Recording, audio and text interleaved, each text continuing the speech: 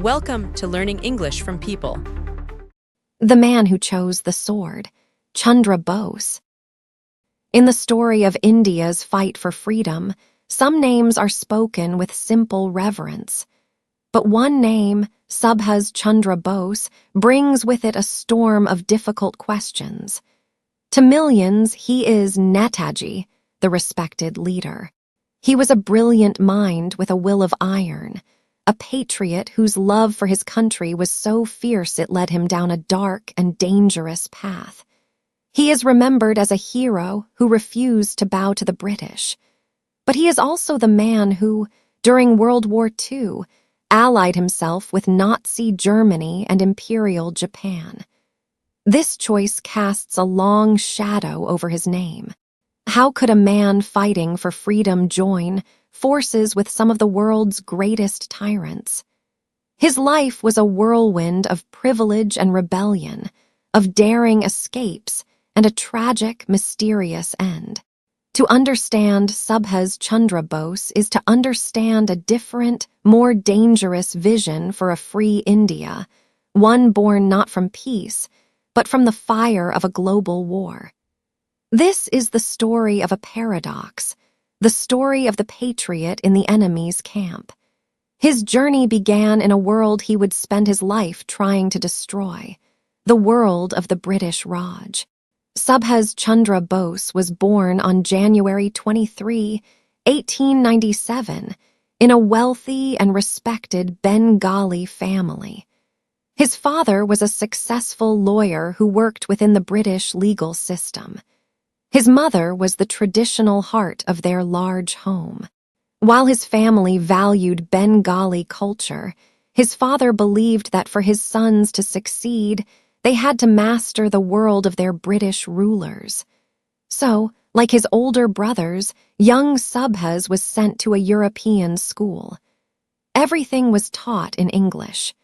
The lessons were about British history, British literature, and the Bible. The goal was to create loyal subjects of the British Empire. For a boy who only spoke Bengali at home, it was like entering another country.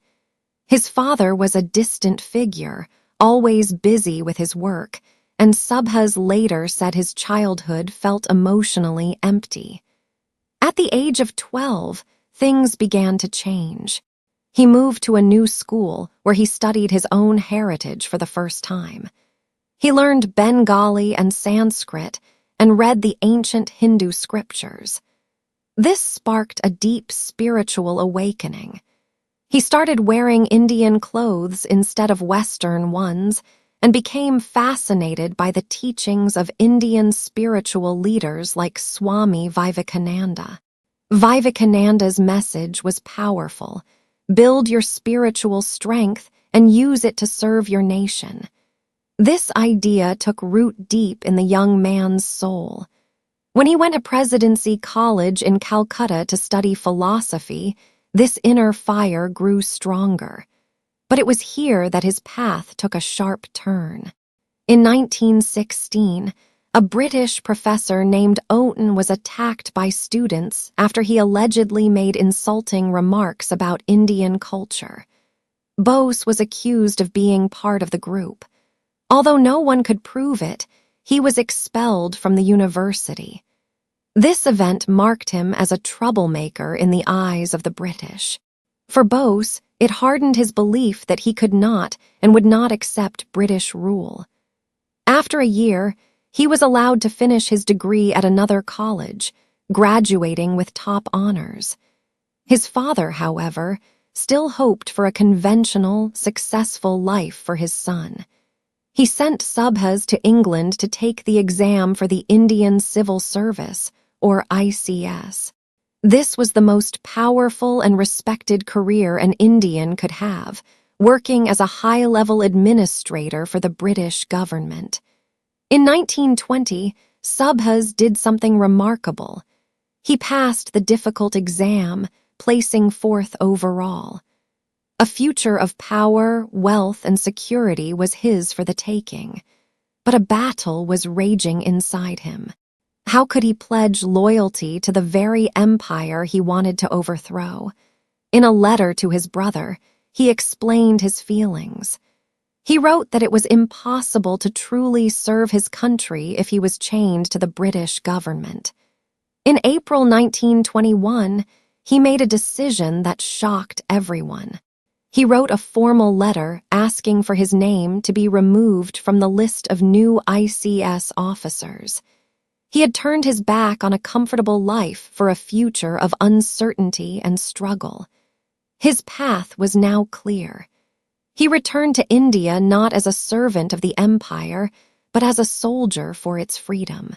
When he arrived back in India, the first thing he did was meet with Mahatma Gandhi, the leader of the independence movement. The meeting highlighted the deep differences between the two men. Bose was young, impatient, and wanted a clear plan to win freedom by any means necessary. Gandhi was older, patient, and deeply committed to nonviolence. For Gandhi, the peaceful method was just as important as the goal of freedom. For Bose, the goal was everything. Their philosophies could not be reconciled.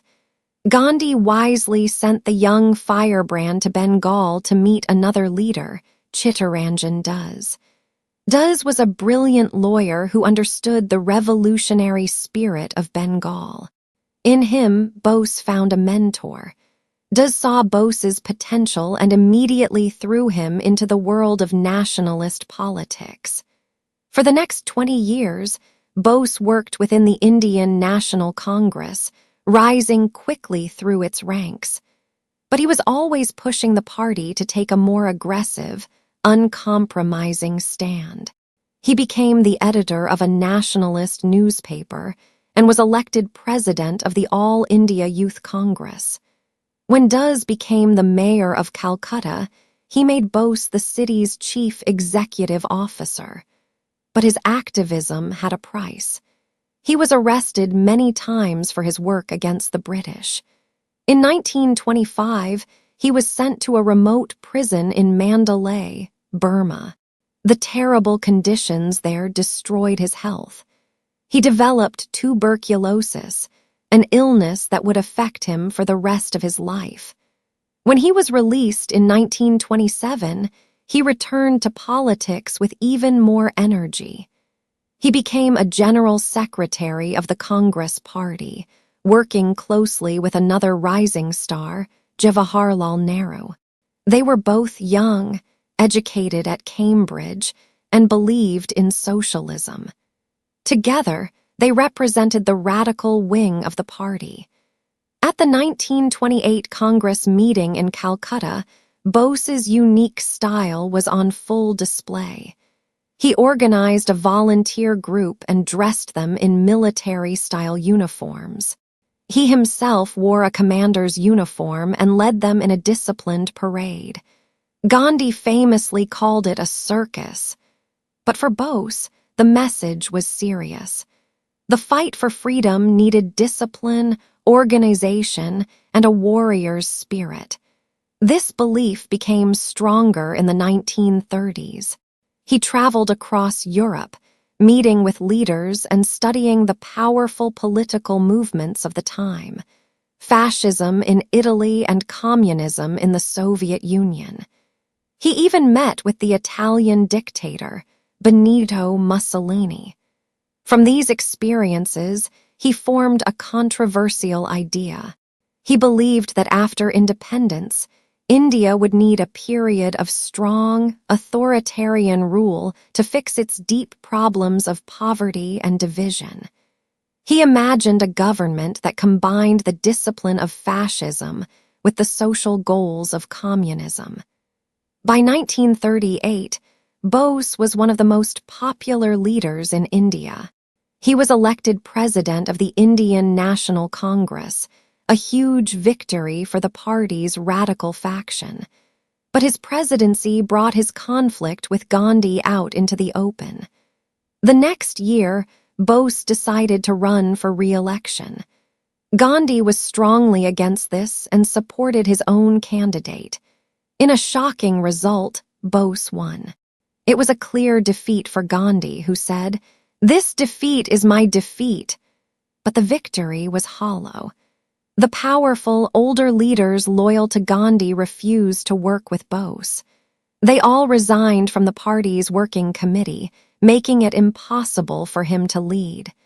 Sick and isolated, Bose was forced to resign from the presidency.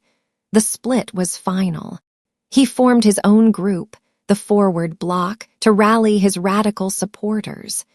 In response, the Congress Party expelled him. After 20 years of service, Subhas Chandra Bose was a political outcast, a leader without a party, just as the world was about to explode into war. When World War II began in 1939, Bose saw it as a golden opportunity. He believed in the old saying, "England's difficulty is India's opportunity." While other Congress leaders hesitated, Bose began organizing protests, demanding that the British grant India independence in exchange for its support in the war. The British responded by arresting him and putting him in prison.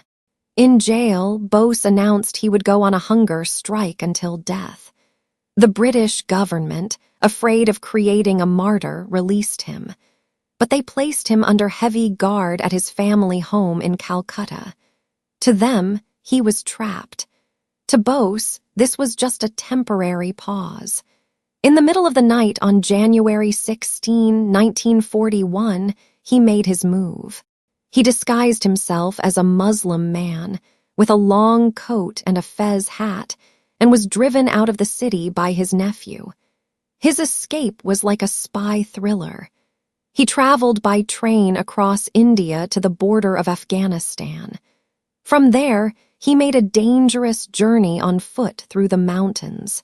Using a fake Italian passport, he traveled through the Soviet Union and finally, in April 1941, arrived in Berlin. He had reached the enemy's camp.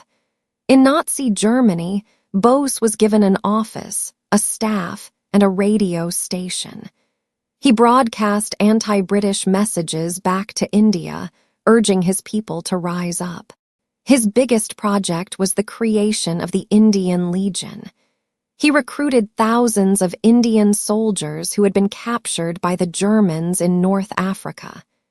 These men, who had once fought for the British Empire, now took a new oath of loyalty to Adolf Hitler and to Subhas Chandra Bose, the leader of a free India. But his hopes for German help were slowly crushed. In May 1942, he had one brief, disappointing meeting with Adolf Hitler. The German leader offered no real support for Indian independence. It became clear that Hitler was more interested in using the Indian soldiers for propaganda than for fighting. When Germany invaded the Soviet Union, a country Bose admired, he realized his future was not in Europe. He needed to be in Asia, where the Japanese army was winning victory after victory. In February 1943, he left Germany, and his Austrian secretary Emily Schenkel, with whom he had a daughter.